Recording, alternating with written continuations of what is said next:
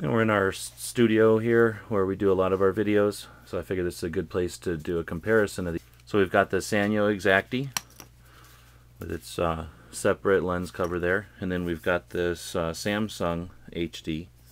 And again, we'll kind of show with this one, with the Samsung, you push the button here to turn it on. With the Sanyo, it's on right now, so when I close the display window, it went into a pause or standby mode, which means when I open it, it'll go back on. Or there's a power button. I could have turned it off completely. I just don't bother every time. So we'll see how fast they can sort of come to life, let's say. Even though the Sanyo starts faster, the Samsung is up and running faster. So we're going to take a look at their wide angle. And this isn't the perfect way to do it, but I think I can see everything here. And we're definitely seeing a little bit more stuff in this video than we are in this. Now it might have something to do with this screen being the correct ratio for high def. With this one, I don't think it is. What happens if we make them look at each other? Not sure what just beeped at me. So I'll get started with the videotaping. To turn the Sanyo Exacti, you hit that red button. For the Samsung, you hit this red button. Okay, and now we're recording here in the studio, and we're taking some close-up shots of some gear, and I tried to pick some things that were like the rope going to absorb light, and like the shiny stuff, stuff that's going to reflect light in different ways.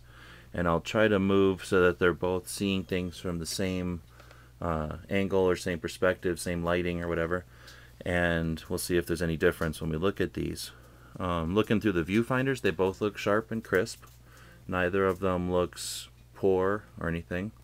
Of course, this is, I wouldn't say ideal conditions, but close to ideal conditions. We try to keep the lighting in the studio up to par.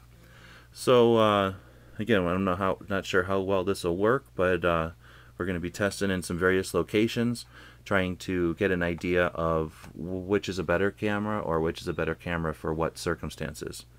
I'm going to go ahead and try to zoom in here, and so far I haven't had a lot of luck with this Sanyo doing that. I'm going to do it first just because it takes a little concentration for me. Now I zoomed right in on the words there on the mag light. I can read from the Adventure Medical there. Now I'm going to go ahead and do the same. I'm going to zoom in with the Samsung, or with the Sanyo. And when I zoomed in there, it zoomed into fuzziness. But the thing is, now I can sort of change the thing up here. I'm going to turn it off because you can't do it while it's running. But I can quickly drop down to manual focus. In other words, shows a macro or far away. Or I can just go down to close-up view and it'll autofocus for me. And now I'm going to start recording again with the Sanyo. And this time when I zoom in, I won't have as much zoom, but it'll get right in there where we want it. And because it's on autofocus, it'll just take a moment to find what we're looking for there. And now I think I've got both cameras looking at the same thing again. And with the autofocus on the Sanyo, looks like it's taking a little time. I'll back it off just a hair. I suspect this might be about as close in with the Sanyo as I can ask for. It doesn't look like it wants to get any closer.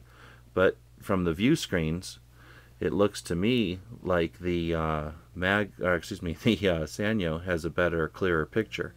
At least on the view screens it does. Now let's flip over to the Leatherman there. And with the Sanyo, it makes a big difference because it's set to be micro. It depends on how far away I am. It's going to take a minute for that autofocus to work. With this Samsung, I guess it has autofocus. It doesn't really seem to, though. It's more of a focus of me moving my hand. When I bring my camera out about 6 or 8 inches, it seems to be a little bit better. Oh, it's also zoomed in, isn't it? So let's go to wide angle.